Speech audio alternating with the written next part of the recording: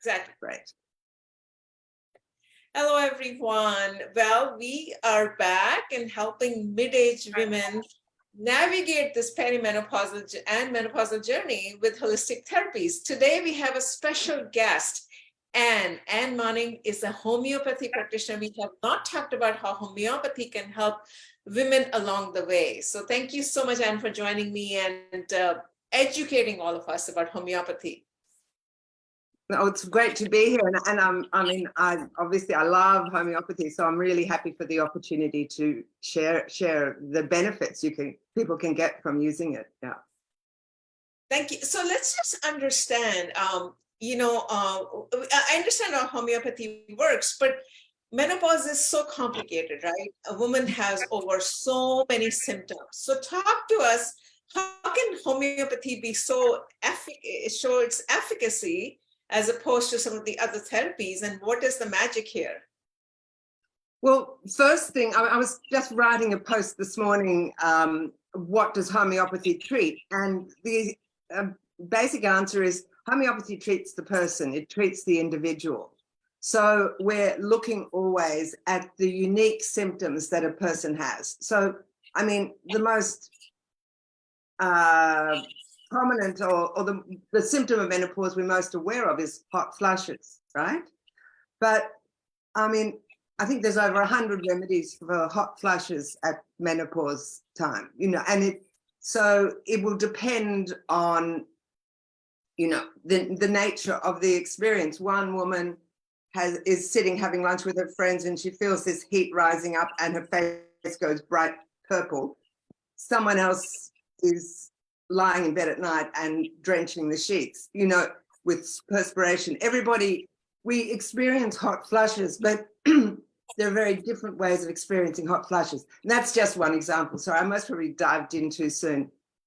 I'll come back one step and explain how how homeopathy works in general is really a difficult question to answer because we don't necessarily understand the mechanism. We observe the benefits. And what I would say is that when the system is out of balance and you can't bring it back just through an effort of will, we sort of get a picture of how you are out of balance and select a medicine that matches each person's unique symptoms.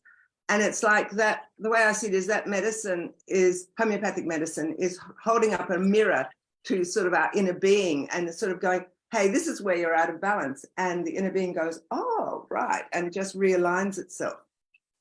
And I'm going to keep talking. I'm not going to give you space to come in yet. The two things that I love, one, that the homeopathic medicines are made generally from natural substances, and you don't keep taking them. You don't have to, most conventional medicine, if you stop it, everything goes downhill. With homeopathy, less is more. So if one dose is good, then half a dose will be better. It sort of works like that. So I will generally say to someone, take the medicine for 3 days and then stop. And then only when your symptoms start to come back, you would take another dose. And ideally, we'd see the time between each dose getting longer, unless there's been particular stresses. So it's very light on the system. It's a sort of maximum impact, but maximum healing impact, but minimum effect on the system. You're not taking anything that's building up toxicity.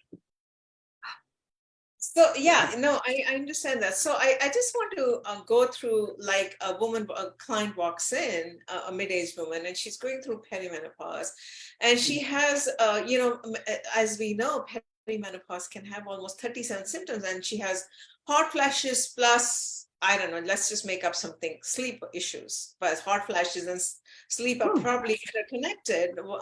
So how would you know that so if let's say look at the scientific world, we know that estrogen and progesterone are going down, and from a dietitian or diet point of view, they talk about phytoestrogens, right, to get or eat some soya product. I'm just giving an example, right, to mimic the what is happening in the body. So what I'm trying to understand is, how does the homeopathy know? Is it mimicking the hormones that are going down? What is happening? That's what I really want to understand. It's basically, I think it's bringing the system back into balance, because yeah, when the hormones suddenly go down, it's kind of a shock to the system. But at the same time, those hormones ain't coming back, are they? So it's almost finding a new level of balance, a new level of homeostasis in helping the body to reorganize itself around what's happening now. And does that make sense?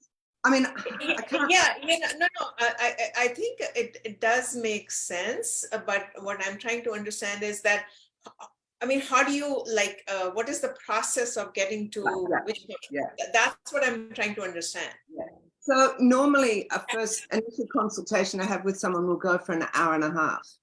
And I'm interested in every detail of every symptom she has. So yeah, you're talking about hot flushes, but it's like, when do you experience them? What do you experience at the same time? Like, do you go red? Do you experience it moving through your body, or just everything, perspiration, time of day? What can you do to make it better? All those things I'm taking note of. And then your sleep. Okay, tell me what's happening with your sleep. Da, da, da, da, da, da. All the details around the sleep. What else is going on? Lack of libido.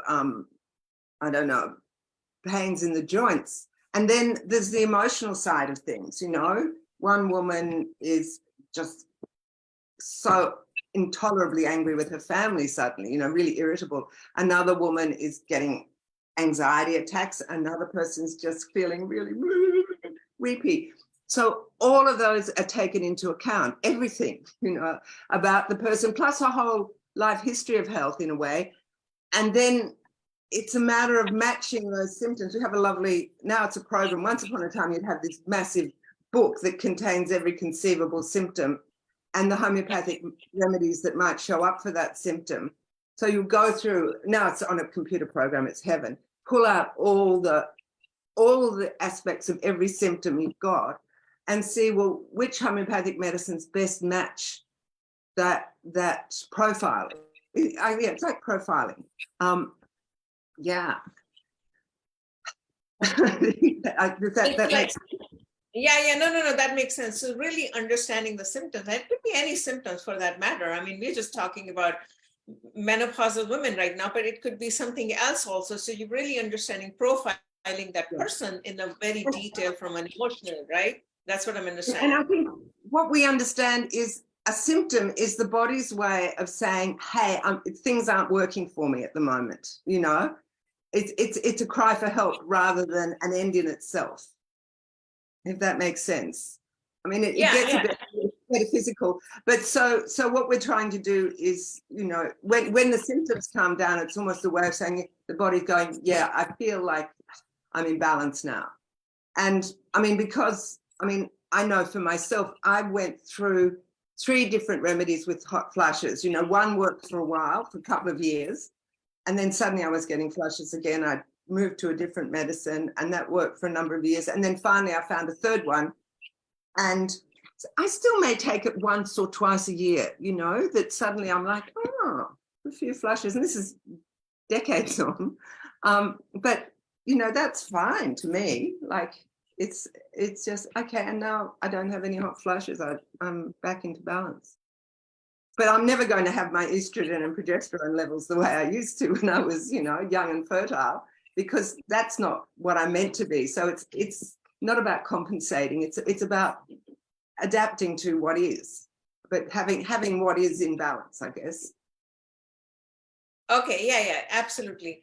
So then my last, you know, this is a quick 10-minute session. So let's take an example, for instance, like a diet, right? If I go to a dietitian and I tell her that, you know, I'm suffering whatever, these kind of symptoms, then along with the diet, they're also going to recommend me some kind of an exercise, whether it's a mindfulness, yoga to calm myself. So homeopathy, I know, is a complete system, and I noticed that you're also a mindfulness teacher. So what else complementary therapies that you recommend along with homeopathy for someone who has these kind of issues? It's amazing. I don't tend to recommend other things because, I mean, yeah, diet, but I mean, a good diet is a good diet as far as I'm concerned. Like, I've been vegetarian for 40 years out of choice, and I try and eat a healthy diet, but I'm not trained in diet. I think it's, in homeopathy, in terms of diet, what I'm interested in is knowing what your food cravings are, what's unusual about your diet, because that's going to help inform me of, how your body's trying to find balance by, having crazy sugar cravings or something. I think most women are so well informed that they will find, I mean, to my mind, exercise, diet, yoga, meditation are part of what we all need to be doing to stay healthy, and to look after ourselves, especially as the body, winds down its existence. But I think most people who come and see me already have that sort of awareness. They're people who look to homeopathy often, they're usually quite aware of things. So it hasn't actually come up very much that I would recommend those other modalities, to be really honest. Yeah. So one last question. A lot of women go for hormone replacement therapy, and the idea being that hormones are going down, and if they do go for HRT, that it will kind of basically take care of your falling estrogen and progesterone. Now with homeopathy, is it like something that someone, let's say, walks in and they have to continue taking care of the homeopathic medicine to stay in homeostasis because your hormone levels have gone down anyway? So do you need to continuously, what I'm trying to ask is, the question is, be on homeopathic medicine like HRT or bioidentical hormones or something like that? No, and that's what I was explaining in my own case, that once you bring things into balance, generally it won't go. You may need to repeat the medicine, but it's going to be based on your symptoms rather than, when if the symptoms start coming up again, if you start getting hot flashes. I mean, someone came to see me 2 weeks ago that I hadn't seen for 3 years because she'd been in really good shape, and then slowly actually there's 2 of them recently, hot flashes were coming back. And I made sure I checked what their symptoms were now, and it was like, yeah, you just need to repeat the same medicine. But they'd been 2 or 3 years without any symptoms. I think that's a really good sign. And that's one of the things I guess I like, that you're not having to continuously take medication. It doesn't work like that. It's really when the body's giving you feedback that, hey, things are going a bit wonky again, then retake the medicine, and it normally will rebalance things. All right. Okay. Well, this is a quick 10-minute session that I wanted to bring, really showing efficacy of homeopathy for menopausal symptoms today. So anything else you want to add, Anne, before I wrap up today? No, I mean, I think homeopathy is not easy. Like you have to be a little bit, you have to be self-aware, you have to observe what's happening in yourself. But obviously I love it. What can I say? And and people can find a homeopath in their local area on the Australian Homeopathic Association website. There's a Find a Homeopath if you're looking for someone. And I think a lot of us, will have a lot of experience dealing with menopause, hormonal issues, because it's something that we seem to really resonate with very well. So yeah. So thank you very much for inviting me to talk to you. I really enjoyed it. Thank you so much. And all the women, that's why we are trying to educate women out there. Every woman is going to go through this phase, and we are not prepared most of the time, certainly, and it lasts for many years. That's the other problem. So we didn't get a chance to talk about that, but it's not like a pregnancy that you pop out a kid after 9 months. This is like a long drawn out process. So that's why we want to bring out all these tools that women can use to help them navigate through this journey, because it's a long journey. So we want to be the companion here. Thank you so much, Anne, for being with us. Okay. Bye-bye.